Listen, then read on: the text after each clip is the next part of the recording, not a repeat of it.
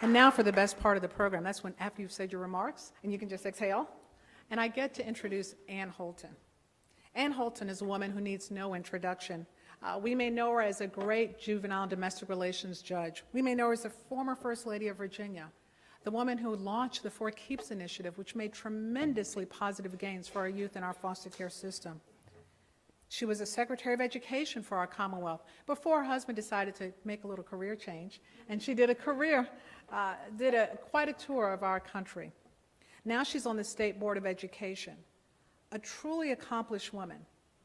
But I know her as an amazing mom, someone who's really committed to her family and her church, a woman who loves to camp, because I remember our camping days, a woman who's intelligent, who's strategic, who's truly a child advocate, a woman whose humility is masked only by her inner and outer beauty. You know, it's tough, and I know this firsthand, to have a parent who's in the limelight, or perhaps to have a spouse who's in the limelight. Anne's a woman who had both. As a dad is a former governor and her husband is a former governor, you'd think that'd be intimidating, but Anne's light shines bright in itself. And it's the spotlight that's on children and families, and that's why we're so honored to have her here today to just share for a few minutes. So please welcome me as I welcome up Anne Holton, an amazing woman and a dear friend.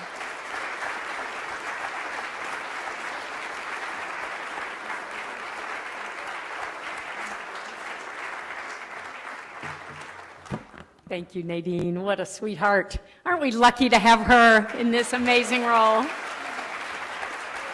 Tim and I have been honored to know Nadine before her family came to her, before she came to Children's Home Society for a very, very long time, and count her as a very special friend and have enjoyed watching her family grow up, but also her work at the Children's Home Society. It has just been spectacular. And I am such a fan of this organization. Children's Home Society is doing such amazing work. The staff at Children's Home Society, all the staff, folks who work with Children's Home Society, stand up or wave if you're probably all working somewhere. They're all working.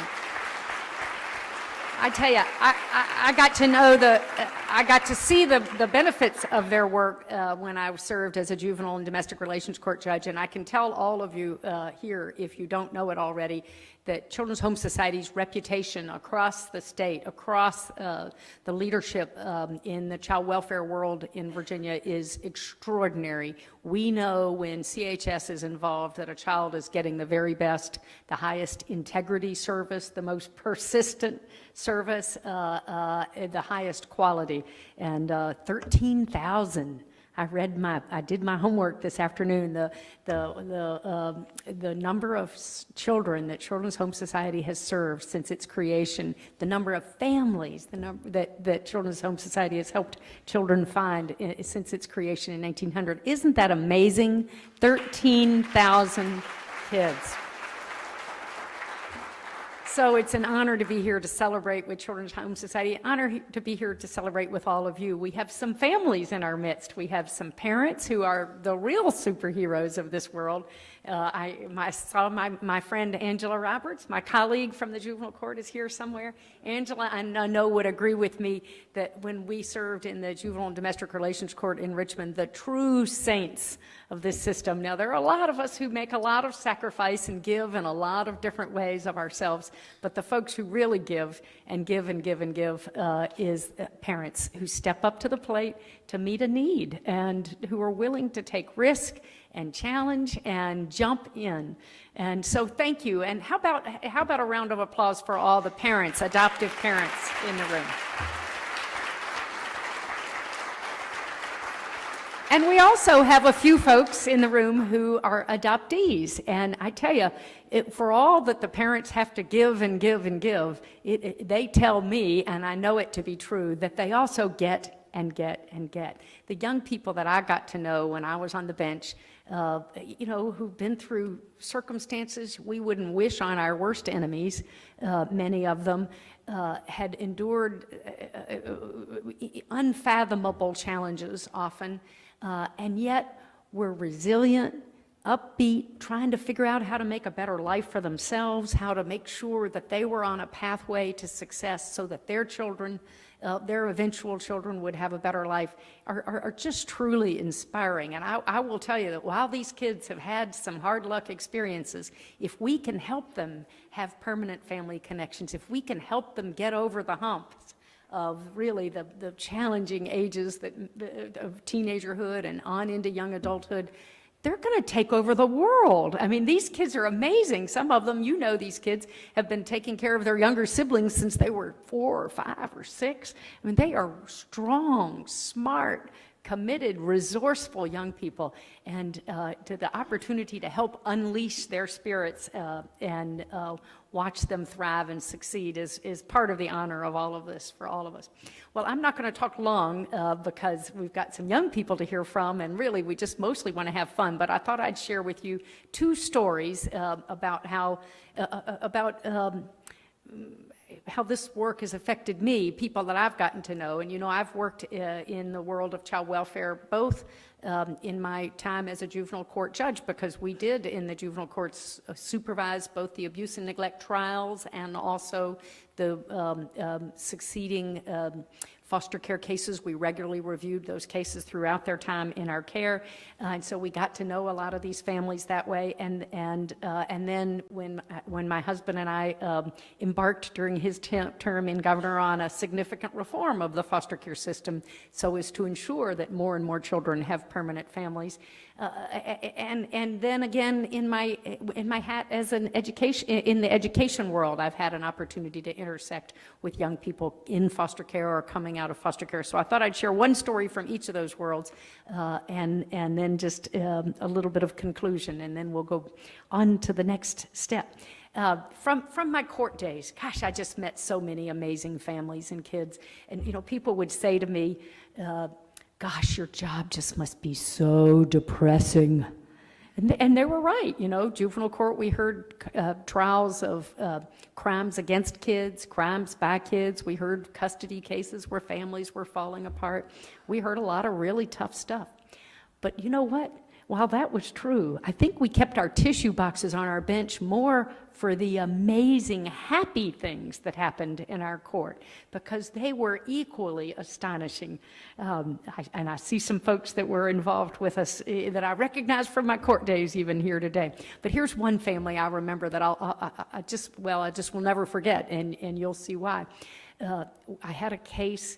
I had reviewed it a number of times. It was a sibling group, and as Nadine indicated, it's sometimes really hard to place a sibling group who are close to each other and should be placed together. It was a sibling group of 5 kids, 3 of whom had special needs, you know, physical and/or mental health issues, significant special needs.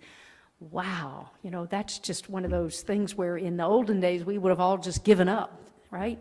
But there were committed folks who said, these kids deserve family. Everybody deserves family. No way we're going to take no for an answer. We're going to find the right family for these kids. So I come into court one day, and here I am reviewing what purports to be a plan to place these children in a foster placement, and they're with a family that will eventually adopt them. And I'm looking down at the family coming into the court, and it's a lovely couple, but they're older. They're like 60. And they're a country family, and they live on a big farm in the country, and they're ready to take on, I know, 60's not that old anymore, right? I'm with you, I'm with you. But they looked like, they were older. So here we are. So I'm a little nervous. I mean, these are 5 younger children, special needs, all of this. And I look and I say to the parties in front of me, I say, this is a wonderful family, and I am so thrilled that you all are ready to give these young people a home. But tell me, how is this going to work? You're in your 60s. These are young children. And the social worker said, Judge, these children are not being adopted by these 2 parents alone. They're being adopted by these parents' extended family, and turned like this to the crowd behind her, and half the courtroom stood up. Those children, those couples' adult children and their children and cousins, it was an entire community that was stepping up to take that family in and to help those children be successful. That's the kind of work that Children's Home Society does. Now, many of you know that Children's Home Society, not that long ago, much more of your work would have been at the infant adoption end of things, but we as a society have begun to recognize that absolutely kids still need family when they're 15 and 16 and 18 and forever, right? Even when they don't think they need family, they need family. Even when they push us away, they need family. So trying to help older kids, kids with disabilities, kids with all kinds of needs get forever families. That's the kind of work Children's Home Society do. Fast forward to my time working in education. I had an opportunity both when I was with the community colleges and as Secretary of Education to work with young people who either were in the foster care system or who had recently aged out of foster care, trying to make a successful path. The kids you all work with in the Possibilities Project, making a successful path to the future. And I tell you, these kids have some tough circumstances. I heard a young man speak to the General Assembly. I think it was just last January, not this most recent January, but January a year ago. For me, somehow that seems like an eternity ago. I can't figure out what's happened in my life since then that made the clock speed up so much. But I heard a panel of young people from our community colleges speak to legislators, and they just silenced the room of seasoned legislators who'd heard a lot of tough stories in their lives. But these young people were telling their personal stories, and this one young man told the story of how he was working hard to make a success for himself, get a community college degree, had a plan to transfer onto a four-year college, but he was working full-time supporting himself because he didn't have anybody else to support him. And he was driving one day in his dilapidated old car, driving from his job to school, and had a car accident. No fault of his own, but the car was totaled and he broke his arm. Now, he worked as a waiter to support himself in community colleges and school. Can't wait tables, no vehicle.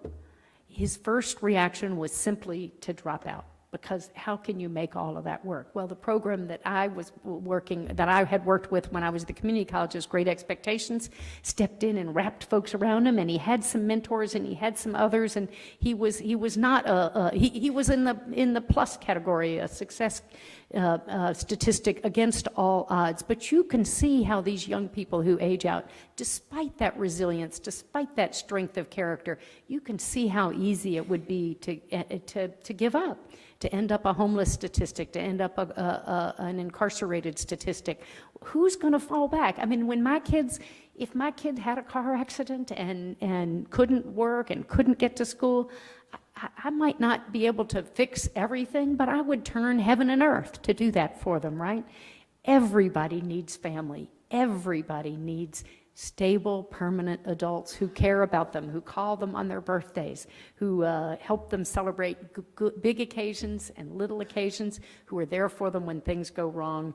And that's the kind of work that Children's Home Society is committed to, making sure that all children have those kinds of permanent, stable family connections. Thank you, everybody here who supports Children's Home Society's work. Dig a little deeper. Look a little harder, give a little more of yourself, your treasure, your talent, your time, so that all kids have what we know all kids need, a permanent family. Thank you.